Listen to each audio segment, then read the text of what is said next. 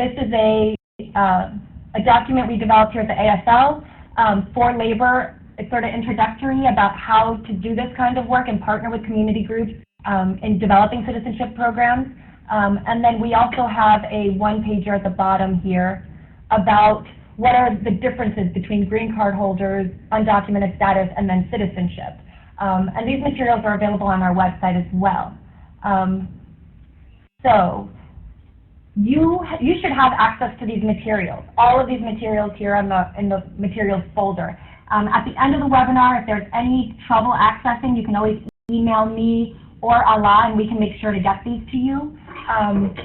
And we're going to get started with a brief overview from Gloria Alvarado from the Orange County Federation, who's been doing this work with Accord, a partner community group in Orange County, California. Gloria? Thank you so much. Thank you, everybody. This is important work, and in fact, Accord was funded in 2005, and one of the highlights of this organization was to actually work together to bring the rights and improve the lives of Orange County working families. So our partnership started in 2006 with our first citizenship fair, and the idea was to recognize those future voters and also bring the information, the assistance, and the support to our working families, especially our membership. Sometimes they will call the Federation asking for avenues where they could get information, where they could get some guidance. And we started putting together these citizenship fairs with partnerships with local nonprofits, churches, community colleges, and a lot of the attorneys, the immigration attorneys, working with the ACLU, working to bring them pro bono to provide assistance and reviews of the application. So that's basically how we started. One of the things that we highlight is the ability to put the package, a citizen package together.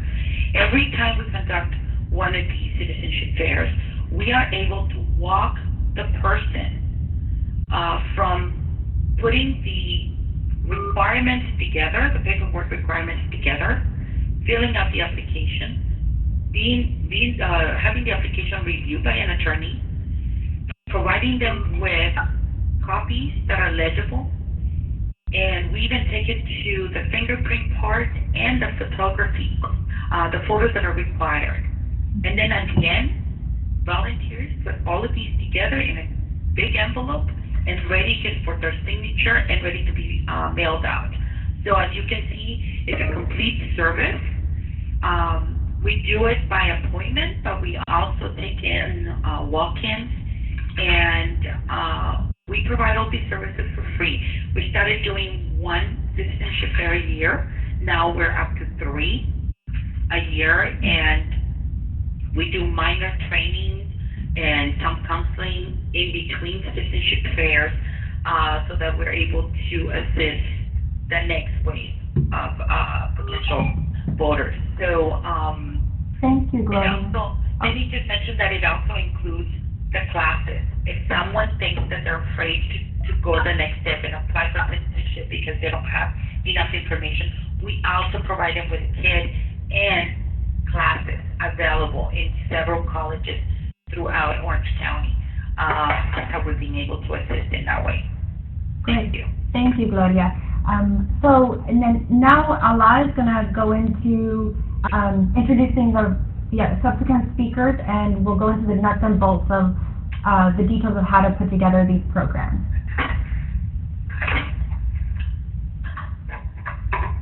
Hey everyone, this is Allah McConnell. I'm the program manager with MTNA. So basically this presentation that we're about to give right now is supposed to be a really quick overview of how to run a naturalization workshop and general naturalization campaign. And with me on the line, who will help me present our, Nicole Malaco from the Colorado Immigrant and Refugee Coalition, and Julia Schuster with Miro in Boston. Both of them have been doing this work for a while and are actually on the ground. I'm primarily coordinating, nothing that, not because these are the people who are actually getting the work done. So I'm going to go ahead and get started. Next.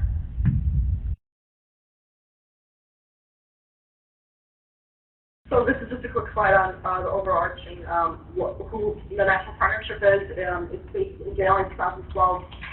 12 immigrant rights coalitions got together and launched naturalization programs across the country. And in less than 6 months, we had 12 up and running programs. And the way we were able to do it is that you had naturalization programs who have been around for a lot longer. For example, ICER, One America, MIRA, Casa de Maryland have been doing naturalization for a while. Next. And because they've been doing it for a while, they were able to lean towards, they've gathered the resources, the materials, and they've been able to lean towards the organizations that have never done it before, and basically lift them up to be able to do it. So providing them with the resources and materials, and trainings, etc., providing legal expertise to help those who've never done it before to set up and stand up a program. And because of that strategy, we've been able to do it within months. We've now extended to about 20 organizations. Next. So this is where we're all located. The original 12 all have naturalization programs. Not all of our partners do naturalization, but our partnership with AFL-CIO is really important to be able to get these kind of materials to everyone out there who wants to do this kind of work. Next. So why did we choose naturalization as a strategy? This map shows where all the legal permanent residents that are age eligible become citizens right now. And you can see a lot of these states are also happen to be swing states, and in an election year, it's really important. There are barriers to naturalization, and our program is focused on having low-cost, efficient, mass processing workshops to try to get as many people to naturalize as possible, and that's partnering with labor and unions and community organizations becomes so important because obviously this is something one program is going to get done. It's going to take a lot of programs and a lot of participation from a lot of groups to be able to actually make a difference. So the strategy is naturalization is a third of the path to immigrant power. We have the idea is that you target the organizing of immigrants, and you target the naturalization of LCRs, who will then become voters, and you target voter registration and voter mobilization of naturalized immigrants and U.S.-born children. And suddenly you have a complete power. The idea is you engage all immigrants, not just a small section, and that for full effect. So this is what we're going to go over really quickly, and there's a lot of materials that go into much more detail into all of these sections that will hopefully be helpful. And one of those materials is a guide that we're developed. This is, we have a draft, so we're going to be updating the draft regularly and hopefully expanding it. But the guide, the naturalization, it's called How to Develop Immigrant Integrated Services. And what it does is that it gives a full overview of how to develop a campaign, a naturalization campaign that's integrated with civic engagement. And then other materials that include details of all these sections. So for the next slide, I'm going to introduce Julia Shifter. And one of the first things you want to do when setting up a naturalization campaign is to get to know your community. Who is your community, and who are you outreaching to? Who are you serving? So Julia from MIRA will present on this. Thanks a lot. This is Julia from the Massachusetts Immigrant and Refugee Advocacy Coalition. As I was saying, before you can even hold an event, you want to know is and what the most effective way to use the resources are to get the word out to people. And also, one of the key considerations is how to get the people who are eligible for to naturalize to your events as well. So the first step that we outline here is mapping your community. So who's the target population? What are the community shared spaces? And where do large numbers of people gather? Gloria already mentioned how they were reaching out to people in community colleges, different schools. We've also had success, with churches and other things like that. Who are leaders in the community, and then obviously what languages people are speaking. But one of the key things too is about media, which media outlets are trusted, and which kind of, we're looking in the yellow category now with identifying our capacity. Also, which media partnerships you might already have ties with, and obviously there's a lot of in-kind work that can be done, and media can be a big expense, so it's helpful to kind of know what relationships you might be able to already build on in your community.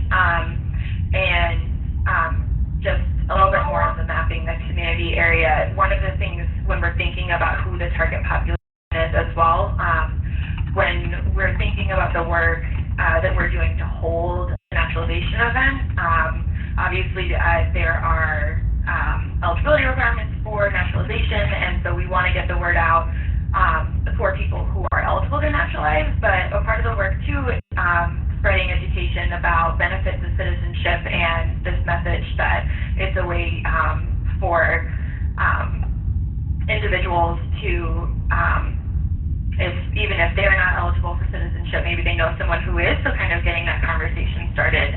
So thinking about where you're able to get the word out into which parts of the community. And then when we're looking at identifying our capacity, the resources here, obviously budget's number one, staff and volunteers. We certainly use a lot of volunteers in our work, and so part of what we want to consider is how much time it takes for staff to manage those volunteers. So what's your capacity? What's the best way for you to be mobilizing people for one specific event, or maybe you have a couple volunteers coming in the office to help once in a while, and which partners will be the best people for you to be working with on this, and also getting the word out to partners who may not really know that you know much about the citizenship work that you guys are doing, and also finding out which national partnership for New American or New American campaign members are in your region. So one of the resources that we have put together is a list of all of the different MTNA and NAC groups throughout the country. So hopefully in your area there are people who are already doing this work that you can learn from and talk to and kind of share resources that way as well. Taking this into actually carrying the outreach, taking it out, we have a list here of just some examples of different types of outreach. I'm sure this is not new to a lot of you guys, and I just wanted, you can kind of read this through, but one of the things that we certainly, just thinking strategically about how to expend the resources that you have on outreach, we have found that it's really effective to be meeting with leaders in the community and kind of hashing through some questions that a lot of the community leaders might have. So someone at a church may be hesitant to share this information broadly if they don't understand exactly what happens at a citizenship fair.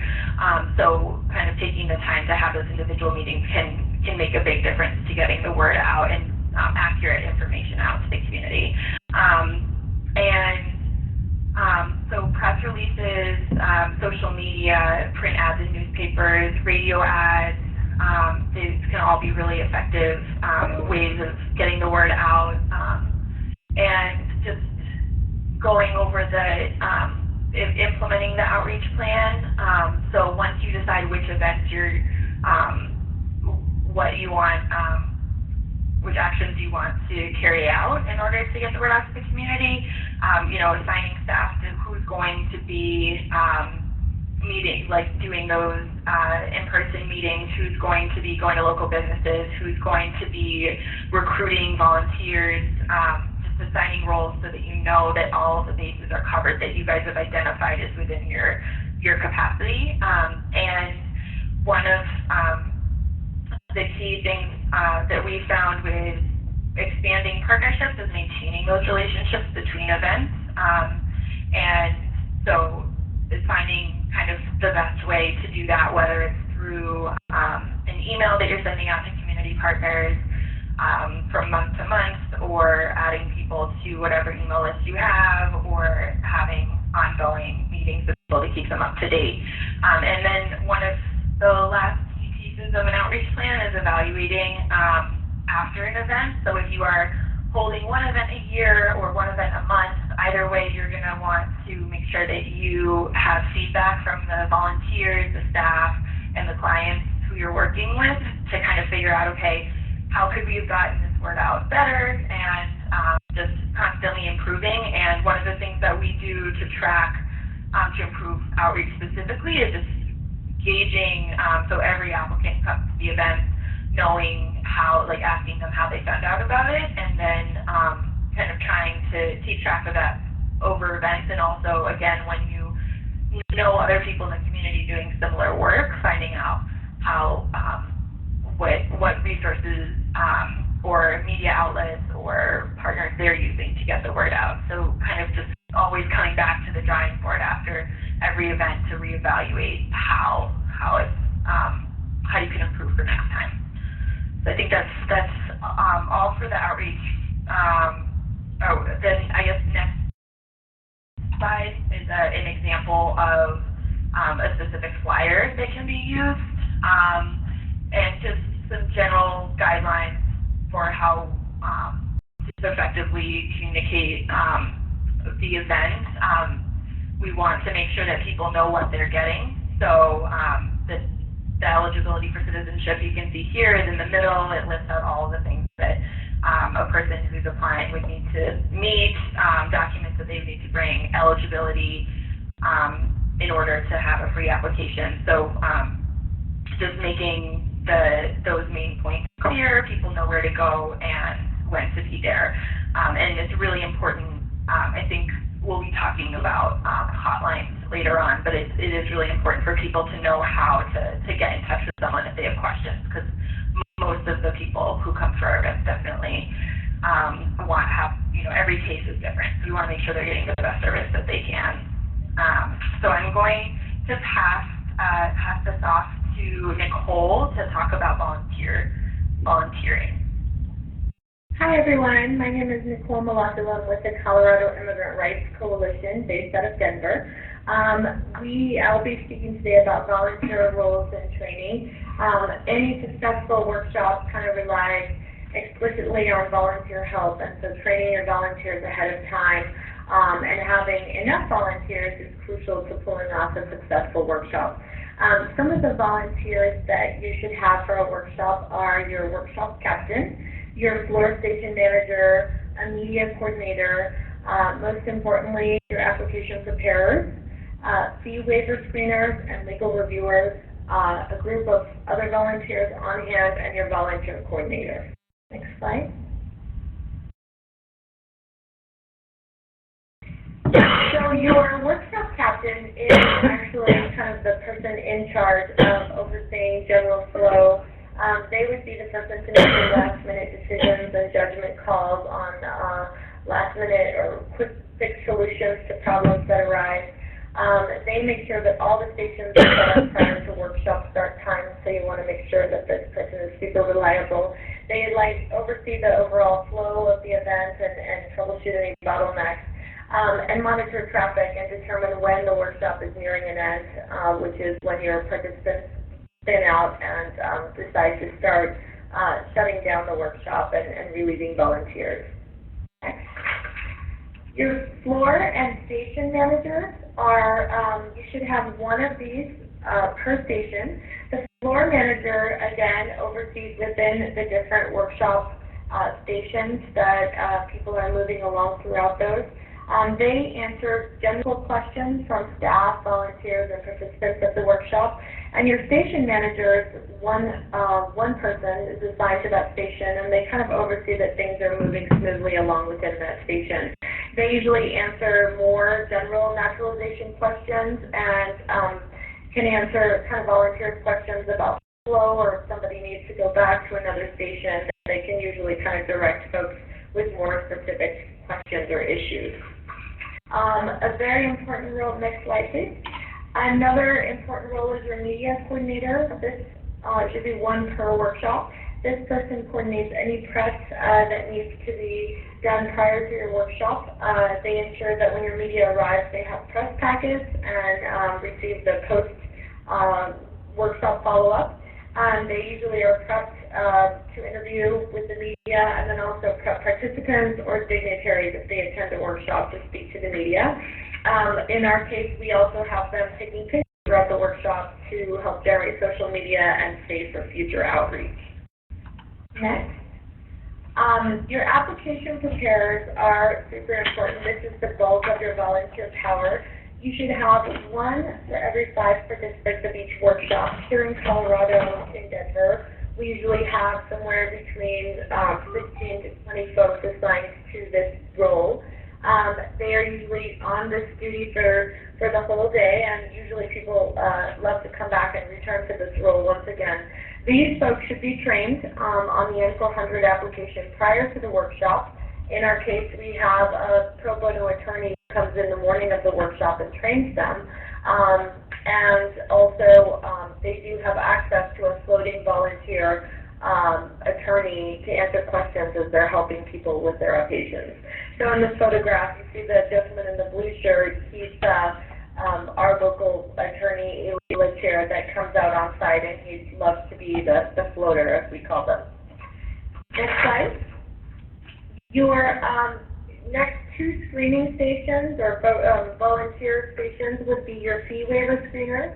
You should have 1 per every 15 applicants, and that rule does require advanced training to have a greater understanding of eligibility and required documents that they'll be needing to fill out a fee waiver. Your legal review screeners are usually 4 to 6 volunteer attorneys or BIA accredited reps, depending on the size of your workshop. They usually also among themselves determine who will float to help application preparers field questions. We, in our case, set up the final review station for quality control from our for 2 attorneys. Other volunteers, next slide, would be our greeters. Usually when we're working with our local labor partner, SEIU, those are maybe youth or preteens of family members who are volunteering. They usually are near the entrance and kind of direct folks to the appropriate stations and answer general questions about where to go when people first enter the doors. Your registrars are usually volunteers 3 to 4 per workshop that rotate out at a registration desk to collect workshop fees and ensure that your participants' registration data is correct. And most importantly, with any volunteer power, you want to make sure that you've spaced folks with a person who's assigned just to volunteers. Next slide, please. So your volunteer coordinator, you should have 1 per workshop, and this person has usually been in communication with your volunteers well before the workshop. They assign shifts and station assignments, relieve volunteers to take lunch breaks and whatnot. Usually this person should have knowledge of who's trained well enough to be able to be assigned to a workstation. They coordinate food and beverages for volunteers and usually try to make sure that the volunteers will return. So you want to make sure that you put the right person on that job. And that is an overview of the types of volunteers you will need. Awesome. Thank you so much, Nicole. So this is Ella again, and this slide is just to give a quick overview of the type of technology that can be used in running your programs. So some of our organizations use Skype to do application preparation in rural areas where you have, the lawyer one area and then your applicant's in a completely different area instead of traveling every, month, 2 hours to get to a site. Some folks will use Skype to either do the actual application preparation or do pre-screening for the application. So if they're traveling far, they're not traveling far only to be turned away or to be referred out. Other organizations, including One America, uses the automated texting service, which is a great, quick, handy tool that you can use, for outreach. So their number is 69302, and if you text that number, use the word citizen, you'll get a response with when the next workshop is, and a phone number to contact for more information. A hotline, in the materials section, we have an entire presentation on just a hotline. A hotline number is very important, and it can be used for several things. It can be used for pre-screening. It could be used for, providing information. When is the workshop? What do you need to bring? It could be automated. The line could be automated. It could be, sorry, go back to that picture. Yes, so it could be automated. It could be lead directly to the office, and you have maybe volunteers who will answer it. But basically, it's a very good tool to put on, a hotline number on all your flyers, on your outreach. A website is also really important. That's where you'll have all of your information, more detailed information on how to become a citizen, maybe some applications for folks to download, etc. And of course, we'll have information on your upcoming events. Social media is a great way to reach out to the younger LPR crowd, the permanent resident crowd. And then this is a really nifty tool, citizenshipworks.org. It's like TurboTax for citizenship, and it takes you through the entire process. And this is great for folks who can, have very easy, straightforward cases that could possibly take themselves through the process of the N400. So these are just some examples of what you can use to enhance the programs to enhance both outreach and application preparation and communicating information to your LPRs. Next, please. So I am going to do my best to go through this quickly while still making a lot of sense. These couple of slides were actually together by Lily Jenkins from One America, but she couldn't make it today, so I'll be filling in for her. But this is the diagram that you have on your, that you see there is a great, simple diagram that the Illinois Coalition for Immigrant and Refugee Rights uses to conduct a citizenship workshop. And as you can see, the first enter, you'll have two tables, one for the volunteers, media, and maybe public officials, and then the second is sign-in table for applicants. And sign-in table, this is where each applicant gets a numbered folder, and then this is where the initial screening can happen, right? So you have the documents to be able to apply today. Do you speak English? Et cetera, basic questions to make sure people have what they need to actually go through the workshop instead of waiting, hanging out in the waiting area for God knows how long and then end up getting turned away. So this is where your first pre-screening will happen. And then you'll go to the waiting area. And the waiting area, because sometimes folks will be waiting anywhere from 1 to 2 hours, maybe a little bit longer, this is a great way to also have presentations. Sometimes public officials will come and have presentations, but this is also a great time to have workers' rights presentations, right? Or, what happens after you become a citizen, right? Like, what are your rights? What can you do? What are your rights now in the LPR, et cetera? So this is a great time to reach out to applicants, to, talk to them, to have presentations, but this is when they get their folder, what also happens is they also get several pre-screening questions as well, forms, and a form that's also available in the materials that they will fill out how to prepare them for the actual N400 station, application completion station, which is station 2.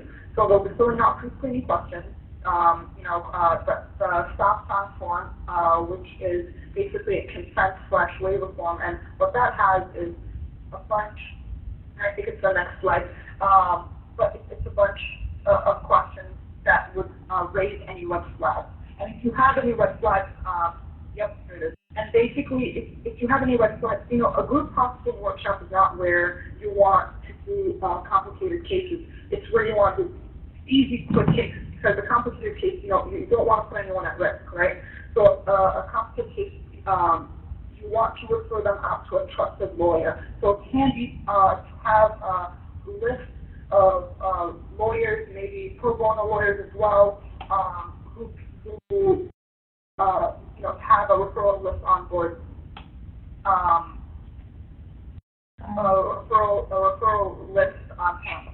referral list on hand, so you could refer people out in case, they have any red flags, or you don't pass a pre-screening test.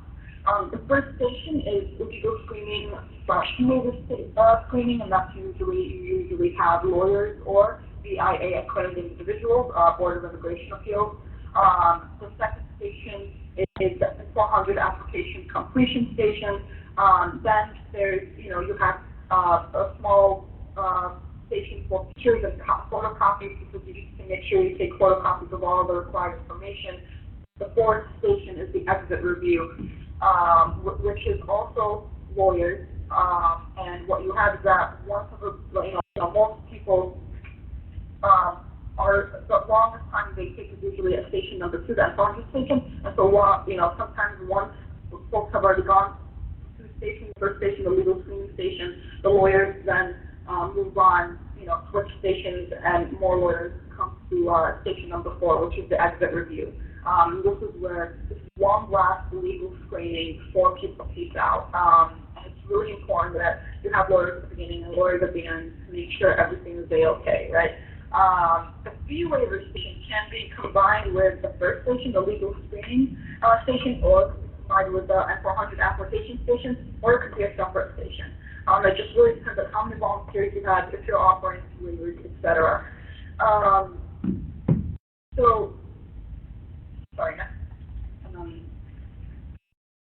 Great. This box here has everything that the applicants need, and it's really important that they have everything they need as they walk through the workshop. Sometimes while the S100 applicants be doing their application with the volunteer, they'll notice some things that are missing, so you'll mark it in their application. And one of the ways you follow up is you call them back to say, hey, before you send off your application, make sure you have A, B, and C, or if you want to set up an appointment to follow up on their application. Some organizations actually process the applications themselves, so ICER has a number of member organizations that have a lawyer on staff and a BIA accredited individual whose sole job is to process applications. So what they do is that instead of you back the application, they take the application with them to the organization, make sure it's complete, follow up with the client, and they're the ones who send it off to you at BIS. And those are usually BIA accredited organizations that can do that. For the majority of our organizations, they give back the application, and they give back the application, but they still follow up with the clients to make sure that they have everything that they need, whether it's your kids' A numbers, or visa trips outside of the U.S., or any other anything else that's missing. So next, please.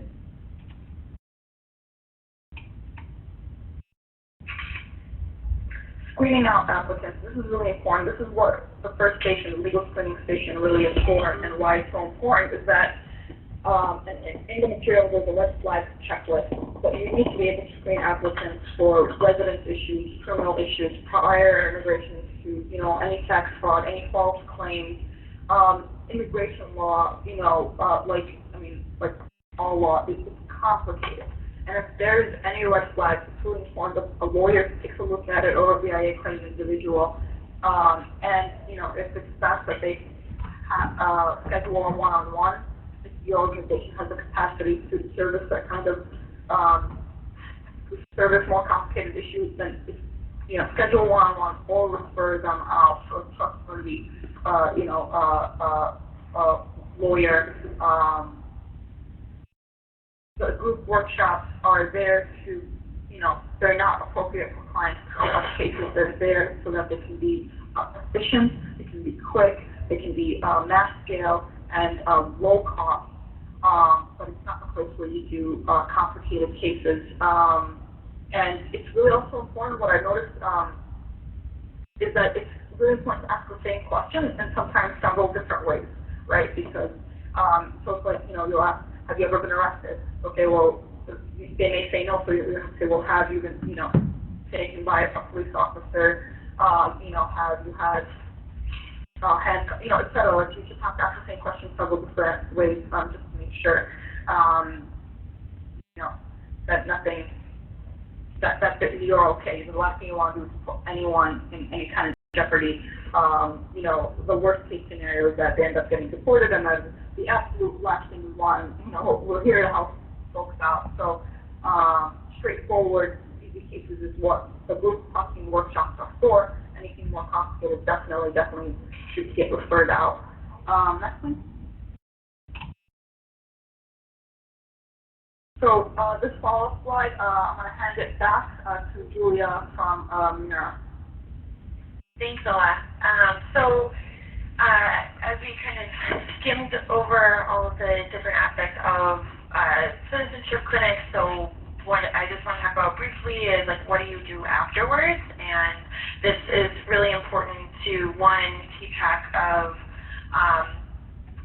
where the applicant has gone after the clinic, and also so that they can hopefully get plugged into other resources in the community that they may need. So the first question that we want to be asking is, what level of assistance will you or the community partner offer after a workshop?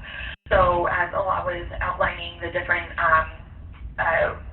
levels of engagement with the client after the clinic, maybe they're mailing the application on their own, but they have a contact person at a partner agency who will be helping them, whether that's a BIA accredited rep or pro bono lawyer at either an NTNA or NAC partner site, or if you guys have those representatives in your organizations, having that available for the applicant so that when they have questions, they have someone they can go to. And so what we've noticed is that sometimes people after a clinic will just have one or two simple questions, and that could prevent them from mailing in the application and kind of stop the whole process. So we want to make sure that the clinic isn't the last time that we have contact with the individual who comes. And also, again, if there are questions about who to reach out to in your community, there are the NAC and NTNA partners and other community organizations throughout the U.S. who are doing aspects of this work. So after we're a part of follow-up as well are good referrals for clients. So if maybe they're nervous about the civics exam as part of the interview process, so they may want to practice their English a bit more or have help learning the history questions. And so knowing what resources there are close to you and where the clinic is happening is really important, so that clients will not be deterred or nervous or scared for that for after they mail the application, the rest of the steps. So that just knowing what comes next is very useful, and who's offering English classes or civics classes area. Also thinking about follow-up internally, I was talking a little bit before about how to improve your outreach by just kind of figuring out asking clients, how did you find out about this event? And then also kind of keeping track of clients that are coming in. How many people did you have to turn away? Maybe the outreach wasn't clear enough, so you've got a lot of people who weren't actually eligible, and that can kind of be problematic. And you also want to keep track of how many people actually completed the whole application. Maybe people bring all the documents they needed with them. And so the success of a clinic is when someone comes and then they fill out the application and they can leave that day with a complete application and they're ready to mail it, and that feels great for that client, and they don't have to worry about follow-up appointments and all this stuff. And obviously that's an ideal, but we want to set clients up so that that's a possible outcome, and so they have all the information they need to do that. So those are some ideas for just kind of the internal evaluation as well. And then I also just wanted to touch on different levels of engagement for unions partnering with service agencies, and even if, so we've talked a lot about exactly how to run a clinic itself, and it's a big undertaking, but definitely a great necessary service to the community, but also there are ways to get involved without running your own clinic. There are clinics going on all over the U.S., so maybe it's just a matter of plugging in to someone else who's already doing an event and advertising it at your within your network. Maybe you do have some media connections that could be helpful to a community partner so that you can get the word out that way. Maybe there are LPRs, the legal permanent residents that you're working with, who maybe you're getting just information out, and you're saying, hey, these are some benefits of citizenship, and so sharing that information with people that you may be working with every day, and just so there's getting out clinic information, resources that are in the community, and also education around benefits of citizenship and the availability of the services. So all those things can be really helpful ways to get involved in this, even if it's not a clinic. So that's kind of 2 cents on different ways that you can get engaged with this work. So sorry, and then another easy, really helpful way would be to provide the union hall as a space for the actual citizenship event, or maybe working with a local partner to have a day just for union members, for LPR union members to come and get help with their application. So there's definitely different levels of engagement, and hopefully the materials that are in the materials folder cover a wide range of detailed section in different parts of the workshop. So here's so there's a few ways of pre-screening. You give this to folks before they walk into the workshop. This is all the contact information of the National Party for New Americans as well as the New Americans Campaign. The New Americans Campaign is our sister organization. It's also a coalition of organizations like NATO, Clinic, the ILRC, and other nonprofit organizations that are just dedicated to doing naturalization and naturalization best practices. So, reaching out to any of those folks should be helpful. Here's, a list of red flags, potential problem areas, also done part of the pre and the legal review. So if I could add one thing, I'll also, one of the ways in which this work kind of integrates with a lot of the work that a lot of the community groups and also unions do in terms of organizing communities, mobilizing communities around issues, whether it's a union organizing campaign or whether it's an electoral campaign, is that when you develop these relationships with the folks that you're helping process and become citizens, you're able to build a really important relationship with them. And when they become citizens, 3 or 4 months, depending on the location, it could be up to five months later, then you can follow up and make sure they registered to vote. As soon as people naturalize, once they'll submit the application, 3 to 4 months later, they go in for their interview. In some places, that very day, they can go and swear in and become U.S. In other places, it'll be a week later. And at the places where they go, normally courthouses or the local USCIS office, you go in and you naturalize, you swear in, and that very moment, you can register to vote. And so those are locations where people can go, communities that are looking to register new voters, they can go to oath ceremonies and register voters there, or you can follow up with the people that you help naturalize at a clinic. And then when it's time for GOTV, and you're looking to educate people and get them, talk to people, make sure that they're aware of their issues and how their issues are affected in the election. And when you're actually turning people out to vote, it's the same group of people that you've been developing this relationship with, and it's really important. That's really how the model developed, for example, in Orange County, and how it became so successful. It wasn't just this one transactional thing, but it was really about the transformational organizing and community work that community groups are doing with labor unions all over the country. One other thing I just wanted to add is that a lot of unions have been interested in figuring out how to help people get access to financial assistance with the fees. So the cost is $680, except for people who are eligible for the waiver. And I know that some credit unions, a lot of unions have relationships with credit unions, and some credit unions are able to offer fair loans for people who are green card holders in order to cover the cost of the fee to apply for the citizenship. So those are two other ways that that this work really that unions can bring an added value to the work, and that unions can make this work a part of building power on the ground for working people. And now, so we still have some time, and wanted to know if people have specific questions.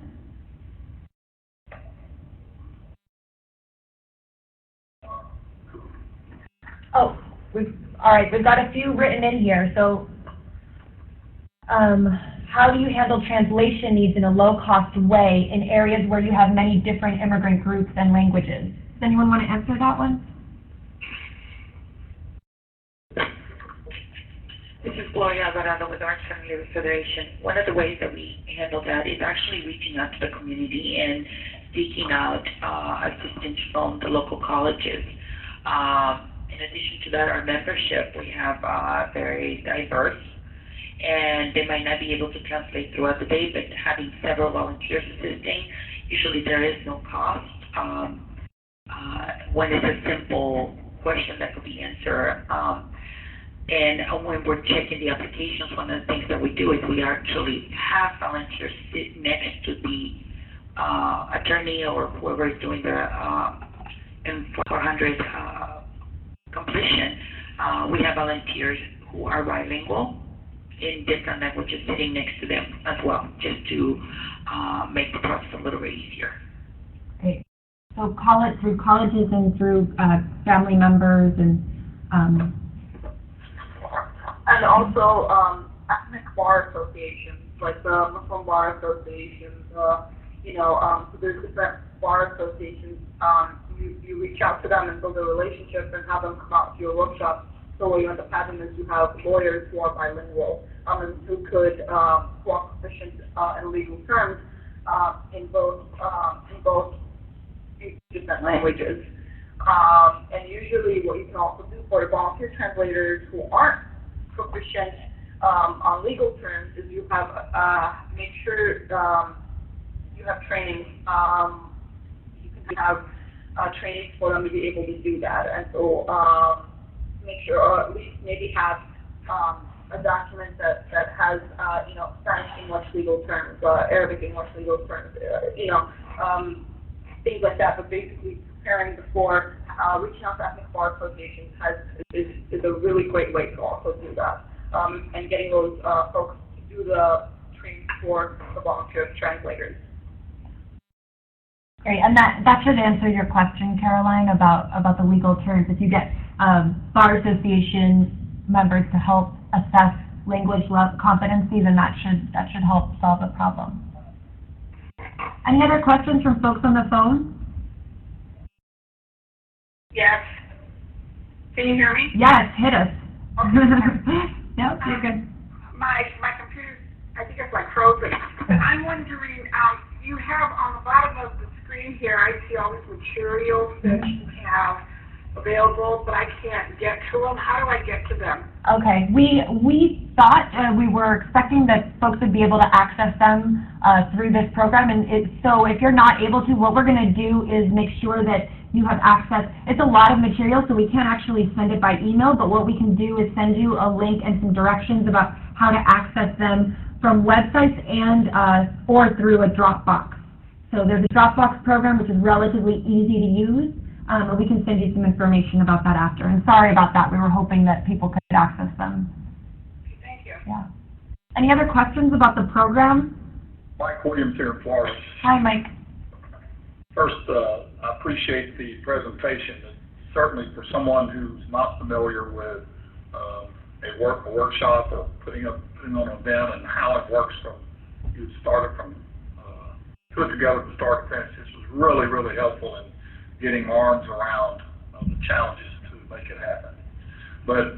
And I appreciate the presentation. But can someone tell me if citizenship is available to an individual and the financial end of it, $600 is a lot of money for most people.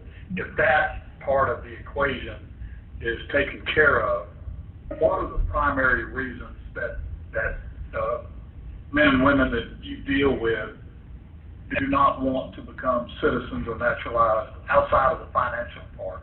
What are the other primary reasons that would be out there? So, Mike, so I'll give one answer, and then I'm sure other folks probably have a lot of answers from their experience as well. But I think it's two things. So, if the cost is covered, then the second issue is the English. A lot of people struggle or have fear of the exam part and the English test, and so letting people know about what are the resources that are available for English classes and for the civic materials and resources for preparing for the civic part of the exam is a real help. And then the second thing, so aside from the English and the test, the second thing is this idea of, a lot of people don't necessarily understand the benefits. It's about education, right? A lot of people don't understand the benefits of citizenship, and they feel, identity with the country that they came from, and so it's about national identity. Some folks don't know that dual citizenship exists for their country. A lot of folks in Mexico, there was not a way to have dual citizenship until about 10 years ago. So some folks still don't know that they can have dual citizenship and be both Mexican-American and U.S. citizens. So education about the benefits and the risks and costs is a big obstacle, a barrier for people. And that's where unions can play a big role, by just sharing the education and the information that's out there. For example, a lot of people don't know that if they are a green card holder and their children are green card holders, if they naturalize before their children turn 18, their children can derive citizenship, which is great. In high school, kids can get into trouble, and sometimes that puts people at risk for being for deportation or losing their status. And so there's a lot of added benefits to citizenship beyond and outside of national identity that a lot of people don't know about. And so those are some of the barriers that I've seen and experienced. But if there's others who want to add, feel free. This is Nicole with the Colorado Immigrant Rights Coalition. The other barrier is that a lot of folks, the workshop model is relatively a new strategy for processing large number of folks through the coalitions that we talked about.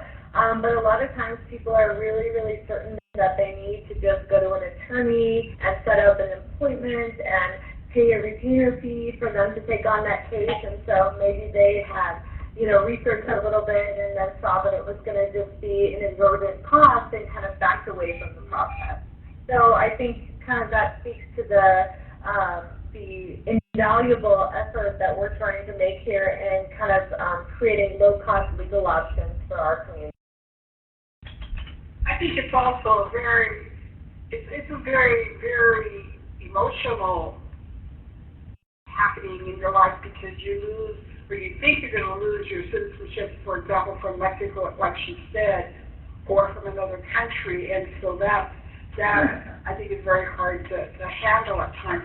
I also think that people are really nervous about the English test, and oftentimes don't feel that they know enough English to pass the test, and it kind of scares people, I think, quite often. Well, I appreciate those responses. Thank you for the information. Again, this is Mike Williams. I appreciate the presentation, everyone. Thank you. Thanks for a good question and thanks for joining. Anyone else have questions? Yeah, this is Randy. You guys may have touched on this, but let's say someone comes to the workshop, they fill out everything, they have their money, the application's good, they meet all the requirements, and the process is filed. What's the average wait time? How long does it take them to become citizens? On average, it's about 3 to 4 months, but again, it depends on the local area. I know in Miami, Mike and I just looked this up the other day, it's about 5 months, and so it depends on the local processing capacity and the time it takes. You can actually go to the USCIS website and look up the estimated time it takes to process it. It's an N400 is the application name. Right. Serene is also on the line as a lawyer at MIRA. Serene, if you have any other additions to that, please jump in as well. No, that's pretty much the answer. We're running like 5 months here in Boston. They're aiming for 4 months nationally, but pretty much every district that I know is running high, or every field office. Thank you. Any other questions? Yeah, just on the Shell Research Project though, I was just wondering, you talked about having people who come in, that it's a great opportunity to keep them involved down the road. And I was wondering how you go about building that relationship with someone who's coming in for the first time, what sort of like list building opportunities within this, and how they work with privacy protections that might exist. I wonder, Gloria, do you have some feedback on that one? How Orange County might, Gloria, are you on the line? On the line. Yeah, just how Orange County kind of brings in people, and I think actually if you could also speak to, I believe union members themselves have gone through the process and then come back to volunteer in subsequent workshops. But if you could talk a little bit about how the relationship is built throughout and how you're able to bring people in who are new to the labor movement, really. Well, one of the things that we're doing at the same time that we are reaching out for volunteers, we're letting them know about civic engagement and why it's important that we participate. When we, and I'm going to give you an example, which we are preparing for the May 3rd citizenship fair. We reach out to local churches. We're partnering with the LDS, the Mormon Church, for the Helping Hands program. So churches have a specific date where they want to provide service projects for their members. And for example, on May 3rd, the local state in Orange County are going to be assisting. So just one meeting with about 20 different leaders in the church brought us about 250 volunteers that are going to be committed throughout the day. So we have had the experience that we make it also through the locals, giving them the opportunity, telling them, on these days we're going to have this event and we need this many volunteers. And sometimes some of the locals, UFCW, for example, has adopted that day. And so our members take over the different hours and the different stations throughout the day. So the relationship is there, giving the opportunity to provide service, but also reaching out to them in their specific needs.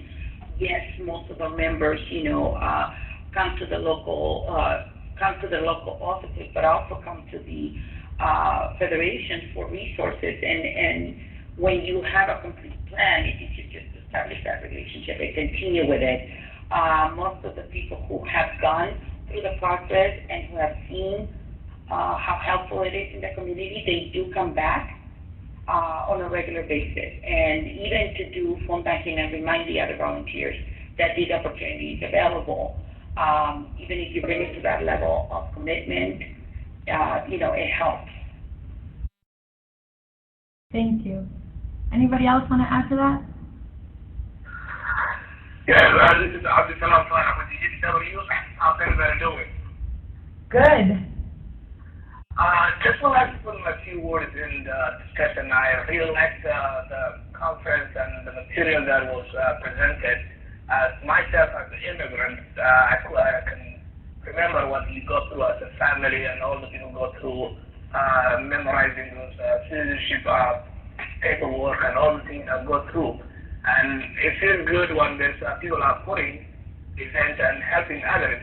But also, one thing that we forgetting is now I work at a union organization and seeing that AFL, CIO, or ASME, or any of those union organizations trying to help the immigrant community. One thing they keep missing, the upper management, is when election comes or issues like that come, they all want to be part of it. But everything, when the election passes by, they all die down. So I'm just wondering what this AFL, ICO, or any of the higher union organizations are doing to engage with the community before the need comes. What is the plan for it? Yeah. Because every time we are in the same cycle. So helping the citizenship is one portion of the people need, but the family also need more connection, more engagement. And that citizenship comes along. Okay. You get the citizenship after 5 years being here. So how are you engaging these families for the first 5 years of them being in the country, and the day they come 5 years after, that's the time you put them to do the citizenship. So what is the plan for it? Yeah. I hope that my question makes sense. I think it does. I think you pointed out two things. One thing is the need to be doing work continuously, and we are definitely interested in promoting this work, not just for electoral reasons. In fact, the opposite. Really to help people locally, labor leaders and communities locally, develop agenda-driven politics and develop agenda-driven programs that are not dependent on or tailored only to electoral cycles, right? So if I put up a slide that reflects one of the slides also that Allah displayed, and it shows the numbers of people, immigrant community here in the U.S., and the different stages, right? We've got undocumented people, green card holders, naturalized citizens, and then family members of immigrants. And we, in partnership with community organizations, are very much interested in organizing and mobilizing all those sectors, because they really are interconnected, and really important ways. So you raised a really good point, and I think it's something we're very interested in doing. And if I may add, one of the big efforts with the support of the AFL-CIO and, for example, here in California, the California Endowment, we have been able to put together a civic engagement program where we go out into local schools, local nonprofits, and we, as a labor representative, go in and remind the community that when we fight a fight, when we're talking about workers, we don't just talk about our members. We talk about the working family, the working class. So through our civic engagement, we provide the opportunity for them to learn about getting involved in local issues where policy can be changed and where the power comes from the grassroots, when it comes from the community. So some of the partnerships could be as easy as going to a PTA, school site council, and working with them in their local issues. It might be a stop sign. It might be something simple, but you're establishing that connection, continues that effort, and they learn to not only work with you, but support you in programs that, like the brother just mentioned, take you to the next level, which is voter registration, the actual taking action during the electoral campaign. Yeah, thank you, Gloria. I don't know if Allah has anything else to add, and then we should probably wrap up. Allah, did you want to add something? I know ICER has also been really involved in maintaining relationships with the people that they help naturalize.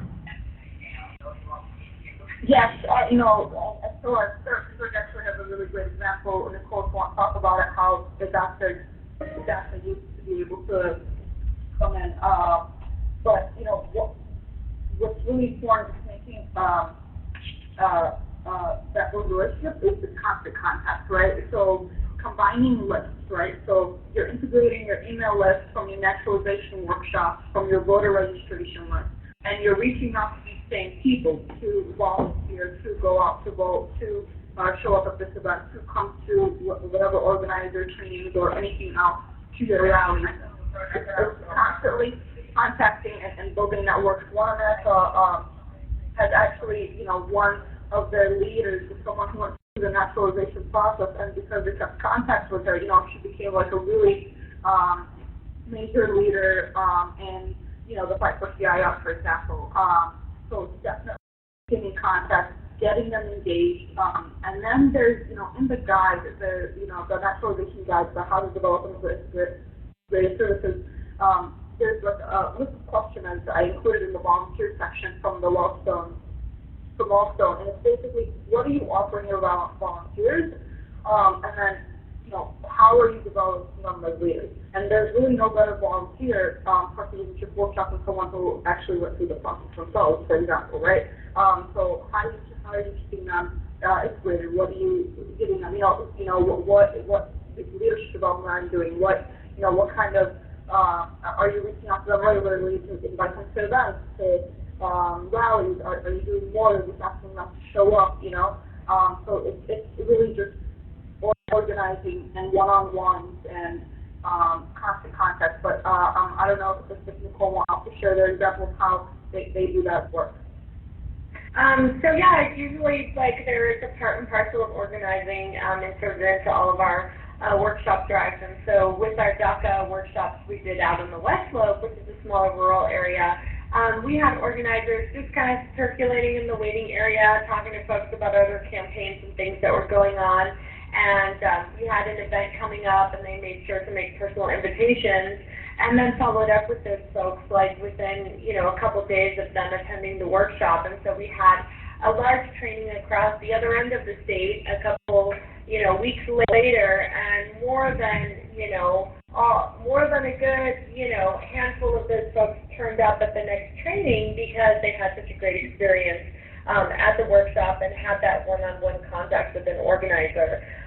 The same is true of volunteers, and I think that we all kind of understand the importance of having that constant communication and being able to really follow up with folks and invite them to other things and loop them into the organizing work. You kind of find that when you sort of cross-reference the list, that you begin to invite them to other events, bring friends, or past workshop participants all of a sudden become your best volunteers at your workshop. So that's been something that we've noted with our citizenship ESL class combination, is that many of the students will actually come back and become volunteer teachers for those classes. And so it really speaks to the power of the people to come back and actually help grow the work and expand the reach of this work into the community. I just didn't hear, where can I find that volunteer question sheet?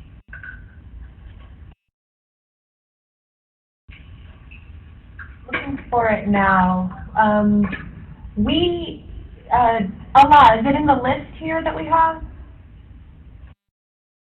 I know there were 2 documents we weren't able to upload onto the webinar, but we can make sure that it's included in all the materials that we send out to folks. It's definitely in the Dropbox, so we'll make sure that you have access to it.